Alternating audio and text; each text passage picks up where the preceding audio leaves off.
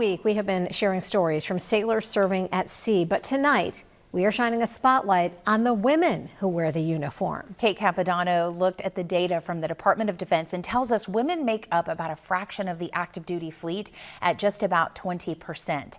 Now, we are learning about how their commitment to our country is making waves. 100 miles out in the Atlantic, the beginning of a new day starts quietly on the USS George H.W. Bush.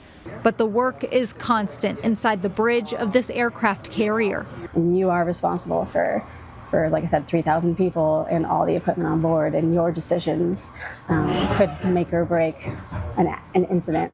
In a room full of men, Lieutenant Caitlin Glisson is taking on a leading role. She's training to be an officer of the deck. So as OOD, you are overall responsible for the whole ship when the captain's not up here.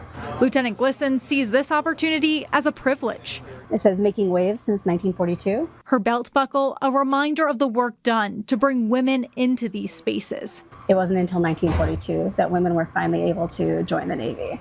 And so I think all of us women in the Navy, we hold that heritage very close to our hearts, and we understand the sacrifices that went into that.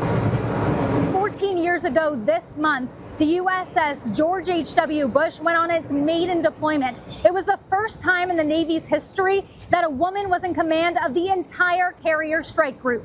And I've just spent my career finding those women that have broken those boundaries, and I look up to them and I use them as mentors, and I say, how can I do the same thing? Several stories below the bridge. Petty Officer Emily Guillory works as a mass communications specialist. She's tasked with documenting everything that happens on board. Other than the nuclear program, our schooling is the longest and most intense in the Navy. Guillory has been serving her country for 3 years, and she's already thinking about reaching the highest ranking title of an enlisted sailor. So whether it's capturing critical information with the lens of a camera or navigating a nuclear vessel, both women promise to make many more waves in the future. Offshore in the Atlantic Ocean, I'm Kate Capodanno, WDBJ 7. Look at our Kate out there, and Looking kudos good. to all those women Yes, who are absolutely. making waves. I think this one's my favorite story so far, Jean.